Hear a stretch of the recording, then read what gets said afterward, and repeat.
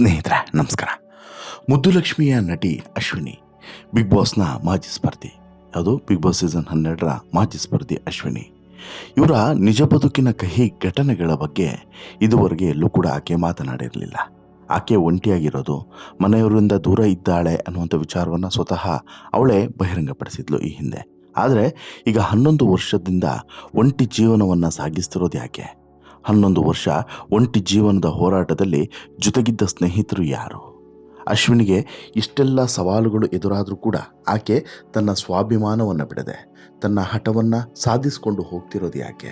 ಹೀಗೆ ಸಾಕಷ್ಟು ಪ್ರಶ್ನೆಗಳು, ಸಾಕಷ್ಟು ಅನುಮಾನಗಳು ಈ ಮುದ್ದುಲಕ್ಷ್ಮಿ ಧಾರಾವಾಹಿಯನ್ನು ನೋಡ್ತಿದ್ದಂತಹ ಪ್ರತಿಯೊಬ್ಬರಿಗೂ ಕೂಡ, ಅಶ್ವಿನಿಯ ಅಭಿಮಾನಿಗಳಿಗೆ ಪ್ರತಿಯೊಬ್ಬರಿಗೂ ಕೂಡ ಇದ್ದೇ ಇದೆ. ಹಾಗಾದರೆ ಈಕೆಯ ಬಾಳಿನಲ್ಲಿ ಅಂದು ನಡೆದಂಥ ಘಟನೆ ಏನು? ಇವತ್ತು ಅಶ್ವಿನಿಯವರು ಒಂಟಿಯಾಗಿ ತಮ್ಮ ಬದುಕನ್ನು ಹೇಗೆ ಸಾಗಿಸ್ಕೊಂಡು ಹೋಗ್ತಿದ್ದಾರೆ, ಏನೆಲ್ಲ ಸವಾಲುಗಳು ಎದುರಾಗ್ತಿದ್ದಾವೆ, ಎಲ್ಲವನ್ನು ಕೂಡ ಮನಬಿಚ್ಚಿ ಮಾತನಾಡಿದ್ದಾರೆ. ಹಾಗಾದರೆ ಏನು ಹೇಳಿದ್ದಾರೆ ನೋಡ್ತಾ ಹೋಗೋಣ. ಅದಕ್ಕಿಂತ ಮುಂಚೆ ನೀವಿನ್ನೂ ಕೂಡ ನಮ್ಮ ಚಾನಲನ್ನು ಸಬ್ಸ್ಕ್ರೈಬ್ ಮಾಡಿಲ್ಲ ಅಂದರೆ ದಯವಿಟ್ಟು ಕೂಡಲೇ ಸಬ್ಸ್ಕ್ರೈಬ್ ಮಾಡಿ ಸ್ನೇಹಿತರೆ. ಹೌದು, ಮುದ್ದುಲಕ್ಷ್ಮಿ ಧಾರಾವಾಹಿಯಲ್ಲಿ ನಟಿಸಿ ಜನಪ್ರಿಯರಾಗಿದ್ದಂತಹ ನಟಿ Ashwini SN big boss Kannada season 12ರಲ್ಲಿ ಸ್ಪರ್ಧಿಯಾಗಿ ಒಳಗಡೆ ಬಂದಿದ್ದರು. ಒಂದಷ್ಟು ವಾರಗಳ ಕಾಲ ಮನೋರಂಜನೆಯನ್ನು ಕೂಡ ಬಿಗ್ ಬಾಸ್ ಮನೆಯಿಂದ ಕೊಟ್ಟಿದ್ದರು. ಬಿಗ್ ಬಾಸ್ಗೆ ಎಂಟ್ರಿ ಕೊಡುವಂಥ ಸಂದರ್ಭದಲ್ಲೇ ತಾವು ತಂದೆ ತಾಯಿಯಿಂದ ದೂರ ಇರುವುದರ ಬಗ್ಗೆನೂ ಕೂಡ ಮನಬಿಚ್ಚಿ ಮಾತನಾಡಿದರು. ಎಲ್ಲೂ ಕೂಡ ಇದರ ಬಗ್ಗೆ ಹೆಸಿಟೇಟ್ ಮಾಡಿಕೊಳ್ಳಿಲ್ಲ, ಭಯ ಪಡಲಿಲ್ಲ. ದೊಡ್ಡ ಮನೆಯಿಂದ ಹೊರಬಂದ ಬಳಿಕ ಯಾಕೆ ಅನ್ನೋದ್ರ ಬಗ್ಗೆ ಎಲ್ಲೂ ಕೂಡ ಹೇಳಿಕೊಂಡಿರಲಿಲ್ಲ. ಸರಿಯಾದಂಥ ಕಾರಣವನ್ನು ಎಲ್ಲಿಯೂ ಕೂಡ ಕೊಟ್ಟಿರಲಿಲ್ಲ. ಮತ್ತೊಮ್ಮೆ ಈಗ ಮನಬಿಚ್ಚಿ ಮಾತನಾಡಿದ್ದಾರೆ. ಇದಕ್ಕೆ ಕಾರಣ ಏನು ಅನ್ನೋದನ್ನು ಕೂಡ ಅಶ್ವಿನಿಯವರೇ ಹೇಳಿಕೊಂಡಿದ್ದಾರೆ. ಜೊತೆಗೆ ಕಳೆದ 11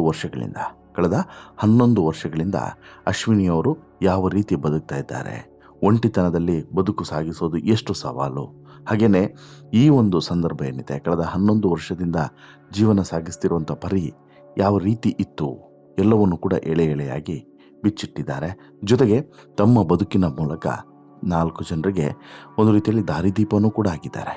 ಯಾವ ರೀತಿ ಹೇಳ್ತೀನಿ ನೋಡಿ. ಲೋನ್ಲಿನೆಸ್ಸು ನೀವು ಫ್ಯಾಮಿಲಿ ಜೊತೆಗಿದ್ರೂ ಕೂಡ ಆಗುತ್ತೆ, ಫ್ಯಾಮಿಲಿಯಿಂದ ದೂರ ಇದ್ರೂ ಕೂಡ ಆಗುತ್ತೆ. ಎಲ್ಲ ಫ್ಯಾಮಿಲಿಯೂ ಕೂಡ ಒಂದೇ ತರಹ ಇರೋದಿಲ್ಲ. ನನ್ನ ಜೀವನದಲ್ಲಿ ನಾನು ಒಂದು ಅರ್ಥ ಮಾಡಿಕೊಂಡೆ. ಏನು, 10 ಜನರಿದ್ದರೆ ಆ 10 ಜನರದ್ದು ಕೂಡ ಒಂದೇ ಹಿಸ್ಟ್ರಿ ಇರಲ್ಲ, ಬ್ಯಾಕ್ಗ್ರೌಂಡ್ ಕೂಡ ಇರೋದಿಲ್ಲ. ಲೈಫು ಎಲ್ರಿಗೂ ಕೂಡ ಒಂದೇ ತರಹ ಇರೋಕ್ಕೆ ಚಾನ್ಸೇ ಇಲ್ಲ. ನಾನು ಮನೆಯಿಂದ ಹೊರಗಡೆ ಬಂದಂತಹ ಕಾರಣ ಜೀವನವನ್ನು ಹುಡುಕಿಕೊಂಡು ನನ್ನ ಫ್ರೆಂಡ್ಸು, ಫ್ಯಾಮಿಲಿ, ಪೇರೆಂಟಿಂಗು, ನನ್ನ ಹಿಸ್ಟ್ರಿ, ನಾನು ಅನುಭವಿಸೋದಕ್ಕೂ ತುಂಬಾ ವ್ಯತ್ಯಾಸ ಇತ್ತು. ನಿಮಗೆ ಅಟ್ಯಾಚ್ಮೆಂಟ್ ಅನ್ನೋದು ಸಿಗದೇ ಇದ್ದಾಗ, ಪ್ರೀತಿಯನ್ನು ನೀವು ಕೇಳಿದ್ದ ಕಡೆ ಸಿಗದೇ ಇದ್ದಾಗ, ಪ್ರಪಂಚದಲ್ಲಿ ಎಲ್ಲೋ ಒಂದು ಕಡೆ ನೀವು ಹುಡುಕಿಕೊಂಡು ಹೋಗಲೇಬೇಕಾಗ್ತದೆ, ಹೋಗ್ತೀರಾ ಕೂಡ. ಹಾಗಾಗಿ ಇಲ್ಲಿ ನಾನು ಸರಿದಾರಿಯಲ್ಲಿ ಬದುಕಬೇಕು ಅಂತ ಹೇಳ್ಬಿಟ್ಟು ಆರಂಭಿಸ್ತೇನೆ. ನಿಮ್ಮ ಬಗ್ಗೆ 10 ಜನ 10 ಥರ ಕಥೆಗಳನ್ನು ಹೇಳಲಿ, ಪರವಾಗಿಲ್ಲ. ಆ 10 ಜನರಿಗೂ ಕೂಡ ನಿಮ್ಮ ಕತೆ ಸ್ಫೂರ್ತಿದಾಯಕವಾಗಿರಬೇಕು ಅನ್ನುವಂಥದ್ದು ಇಲ್ಲಿ ಅಶ್ವಿನಿಯವರ ಓಪನ್ ಟಾಕ್. ಹಾಗಾದರೆ ಏನಾಗಿತ್ತು? ನಾನು ಮನೆಯವರಿಂದ ದೂರ ಆಗಿದ್ದಕ್ಕೆ ಪ್ರೊಫೆಷನ್ ಕಾರಣ ಅಲ್ವೇ ಅಲ್ಲ, ಪರ್ಸ್ನಲ್ ವಿಚಾರಕ್ಕೆ ನಾನು ಹೊರಗಡೆ ಬಂದಿದ್ದು. ಒಂದು ಜಾಗದಲ್ಲಿ ನಮಗೆ ಉಸಿರು ಕಟ್ಟುವಂತಹ ವಾತಾವರಣ ಇದ್ದರೆ ಹೇಗೆ ಅಲ್ವಾ? ನೀವು ಅದರಿಂದ ಹೊರಗಡೆ ಬರಲೇಬೇಕು. ನಂಬಿಕೆ, ಪ್ರೀತಿ ಇದು ಫ್ಯಾಮಿಲಿಯಿಂದ ಸಿಗಬೇಕು.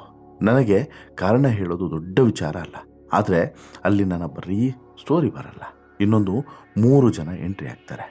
ಅವ್ರಿಗೂ ನನಗೂ ಈಗ ಕನೆಕ್ಷನ್ ಇಲ್ಲ.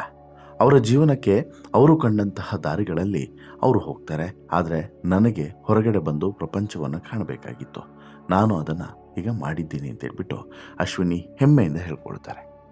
ಹೊರಗಡೆ ಪ್ರಪಂಚದಲ್ಲಿ 11 ವರ್ಷ ಹೋರಾಟ ಮಾಡಿಕೊಂಡು ಬಂದವಳಿಗೆ ಯಾರ ಸಪೋರ್ಟ್ ಇಲ್ಲದೆ ನನ್ನ ಫ್ರೆಂಡ್ಸ್ ಅಷ್ಟೇ ನನ್ನ ಸಪೋರ್ಟ್ ಆಗಿದ್ದಿದ್ದು ವಿಶೇಷ ಅಂತಲೇ ಹೇಳ್ಬೋದು. ನಿಜವಾಗ್ಲೂ ಕೂಡ ರೀ, ಹೊರಗಡೆ ಬಂದ ತಕ್ಷಣ ನಮಗೆ ಕೆಲವು ಸಲ ದೊಡ್ಡ ಸಂಗತಿಗಳೇ ಕಾಣಿಸ್ತವೆ. ಅಂದರೆ ದೊಡ್ಡ ಸವಾಲುಗಳೇ ಎದುರಾಗ್ತವೆ. ಅಷ್ಟು ಈಸಿ ಅಲ್ಲ. ಅದರಲ್ಲೂ ಕೂಡ ಒಬ್ಬ ಹೆಣ್ಣು ಮಗಳು ಒಂಟಿಯಾಗಿ ಬದುಕೋದು ಬೆಂಗಳೂರಿನಂತಹ ನಗರದಲ್ಲಿ ಅಷ್ಟು ಸುಲಭದ ಮಾತುಗಳು ಅಲ್ವೇ ಅಲ್ಲ. ಒಂಟಿ ಅಂತೇಳಿ ಗೊತ್ತಾದ ತಕ್ಷಣ ಅದನ್ನು ಬೇರೆ ಬೇರೆ ರೀತಿಯಾಗಿ ಕ್ಯಾಚ್ ಮಾಡೋದಕ್ಕೆ ಕಾಯ್ತಿರುವಂಥ ರಣಹದ್ದುಗಳು ಬೆಂಗಳೂರಿನಲ್ಲಿ ಸಾಕಷ್ಟಿದ್ದಾವೆ. ಇನ್ನು ಹೇಳಿ ಕೇಳಿ ಅಶ್ವಿನಿಯವರು ಬಣ್ಣದ ಲೋಕದ ನೆಂಟಿರುವಾಕೆ. ಆರಂಭದಲ್ಲಿ ವಿಜಯಾಗಿ, ನಂತರ ಆರ್ಟಿಸ್ಟ್ ಆಗಿ ಸೀರಿಯಲ್ಗಳಲ್ಲಿ ಅವಕಾಶವನ್ನು ಪಡೆದಂತಹ ಅಶ್ವಿನಿ ಅವರಿಗೆ ಈಗ ಜೀವನದಲ್ಲಿ ಎದುರಾದಂಥ ಸವಾಲುಗಳ ಬಗ್ಗೆ ಮೆಲುಕು ಹಾಕಿ ಅಂತೇಳಿ ಹೇಳಿದ್ರೆ ಅವರ ಕಣ್ಣಂಚಲ್ಲಿ ಕಣ್ಣೀರು ಬರ್ತದೆ. ಯಾಕಂತ ಹೇಳಿದ್ರೆ ವಯಸ್ಸಲ್ಲದ ವಯಸ್ಸಿಗೆ ಮನೆಯಿಂದ ಹೊರಗಡೆ ಬಂದು ಆ ವಯಸ್ಸಿಗೆ ಕಷ್ಟಪಟ್ಟು ಅವಕಾಶಗಳನ್ನು ಗಿಟ್ಟಿಸ್ಕೊಂಡು ಒಂದು 4 ಕಾಸನ್ನು ಸಂಪಾದನೆ ಮಾಡಿ ಜೀವನವನ್ನು ತನ್ನ ಕೈಯಲ್ಲಿ ತಾನು ಕಟ್ಟಿಕೊಂಡು, ಜೊತೆಗೆ ಇವತ್ತಿಗೂ ಕೂಡ ಯಾರ ಬಳಿಯೂ ಕೂಡ ಬೇಡದೆ, ಯಾರ ಬಳಿಯೂ ಕೂಡ ಏನನ್ನೂ ಕೂಡ ಹೇಳದೆ, ತನ್ನ ನೋವನ್ನು ತಾನೇ ನುಂಗಿಕೊಂಡು ಬದುಕ್ತಾ ಇರುವಂಥದ್ದು ಒಂದು ಹೆಮ್ಮೆಯ ಸಿರಿ. ಹೀಗಿರುವಂಥ ಅಶ್ವಿನಿ ಜೀವನದಲ್ಲಿ ಎದುರಿಸಿದಂಥ ಕಷ್ಟಗಳು ಒಂದಲ್ಲ ಎರಡಲ್ಲ. ಅವರೇ ಹೇಳಿದಂತೆ ಕುಟುಂಬದಲ್ಲಿ ಕೆಲವರ ಆಗಮನ ಅಶ್ವಿನಿಯವರಿಗೆ ಭಾರಿ ದೊಡ್ಡ ಹೊಡೆತವನ್ನೇ ಕೊಡ್ತು. ಹಾಗಾಗಿನೇ ಆಕೆ ಮನೆಯಿಂದ ಹೊರಗಡೆ ಬರಬೇಕಾದಂಥ ಪರಿಸ್ಥಿತಿ ನಿರ್ಮಾಣ ಆಯಿತು. ಇನ್ನು ಇಲ್ಲಿ ಮತ್ತೊಂದು ಪ್ರಶ್ನೆನೂ ಕೂಡ ಬರ್ತದೆ. ನಾಳೆ ಫ್ಯಾಮಿಲಿ ಕರೆ ಮಾಡಿ ಬಾರಮ್ಮ ಆಗಿದ್ದಾಯಿತು ಸರಿ ಹೋಗೋಣ ಅಂತೇಳಿ ಕೇಳಿದ್ರೆ ಏನು ಮಾಡ್ತಾರೆ ಅಂತೇಳಿ ಪ್ರಶ್ನೆ ಎದ್ದಾಗ, ನಾನು ತುಂಬ ಬೇರ್ಪಟ್ಟೆ ಆಗಿದೆ, ನಾನು ಹೊರಗಡೆ ಬಂದಾಗಿದೆ. ನನ್ನ ಫ್ರೆಂಡ್ಸ್ ಆಗಿರಲಿ ಅಥವಾ ಯಾರೇ ಆಗಿರಲಿ ಕಷ್ಟದಲ್ಲಿದ್ದರೆ ನಾನು ಅವರ ಜೊತೆ ನಿಲ್ತೇನೆ. ನನ್ನ ಜೀವನದಲ್ಲಿ ನಾನು ಈ ರೀತಿ ಕಟ್ಟಿಕೊಂಡಿದ್ದೇನೆ. ನಮ್ಮ ಮನೆಯವರು ವಾಪಸ್ಸು ಬರ್ತಾರೆ ಅಂತಂದರೆ ಯಾವ ಕಾರಣಕ್ಕೆ ಬರ್ತಾರೆ, ಇದು ಸಾಧ್ಯವಾಗುತ್ತೆ ಅಂಥೇಳಿ ನನಗೆ ಅನಿಸಲ್ಲ. ಆಗೋದಾದರೆ ಇಷ್ಟು ವರ್ಷ ಬೇಕಾಗಿರಲಿಲ್ಲ. ನನಗೆ ಮತ್ತೆ ವಾಪಸ್ ಹೋಗೋಕ್ಕೆ ಇಷ್ಟನೂ ಕೂಡ ಇಲ್ಲ ಅಂಥೇಳಿ ಅಶ್ವಿನಿಯವರು ಕಡ್ಡಿ ತುಂಡಾದಂತೆ ಹೇಳಿದ್ದಾರೆ. ಅಂದರೆ ಅವ್ರು ಹೇಳಿದ್ದಾರೆ ನೋಡಿ, ಇಂಡೈರೆಕ್ಟ್ಲಿ ಅವರ ಕುಟುಂಬದಲ್ಲಿ ಒಂದು 3 ಜನರ ಆಗಮನ ಆಗ್ತದೆ. ಆ 3 ಜನರ ಆಗಮನ ಇವರನ್ನು ಮನೆಯಿಂದ ಹೊರಗಡೆ ಬರುವಂತೆ ಮಾಡ್ತದೆ ಅಂತೇಳಿ.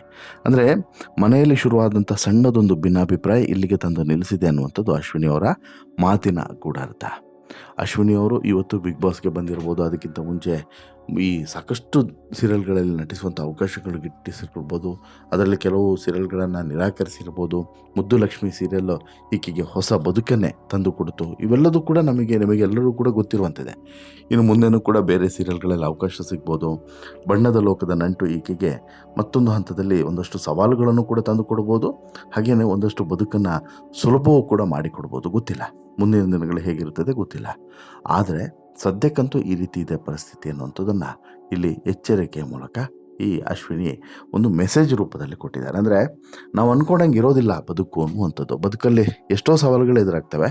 ಆ ಸವಾಲುಗಳಿಗೆ ಕೆಲವು ಸಲ ಪರಿಹಾರನೂ ಕೂಡ ಸಿಗೋದಿಲ್ಲ ಅನ್ನೋದು ಇಲ್ಲಿ ಅಶ್ವಿನಿಯವರ ಮಾತಿನ ಅರ್ಥ.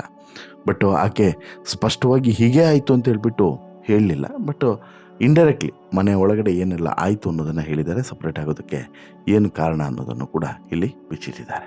ನೋಡಿ, ಕೆಲವು ಸಲ ಕೆಲವೊಂದಷ್ಟು ನಿರ್ಧಾರಗಳು ಹೇಗೆಲ್ಲ ಕೆಲವರ ಜೀವನದಲ್ಲಿ ಇಂಪ್ಯಾಕ್ಟನ್ನು ಬೀರ್ತವೆ, ಇನ್ನೊಬ್ಬರಿಗೆ ಮೆಸೇಜ್ ಹೇಗಾಗ್ತದೆ, ಇದನ್ನು ಗಮನಿಸಲೇಬೇಕು. ವಾಟ್ ಎವರ್ ಈ ಬಗ್ಗೆ ನಿಮಗೇನು ಅನಿಸುತ್ತೆ, ಅಶ್ವಿನಿ ಬಗ್ಗೆ ನಿಮಗೆ ಏನು ಅನಿಸುತ್ತೆ ಅನ್ನೋದನ್ನು ಕಮೆಂಟ್ ಮಾಡಿ ತಿಳಿಸಿ. ಜೊತೆಗೆ ಈ ಸ್ಟೋರಿ ಇಷ್ಟ ಆಯಿತು ಅಂತ ಹೇಳಿದ್ರೆ ಲೈಕ್ ಮಾಡಿ, ಶೇರ್ ಮಾಡಿ, ಚಾನಲ್ಗೆ ಸಬ್ಸ್ಕ್ರೈಬ್ ಆಗೋದನ್ನು ಮರಿಬೇಡಿ. ಧನ್ಯವಾದ.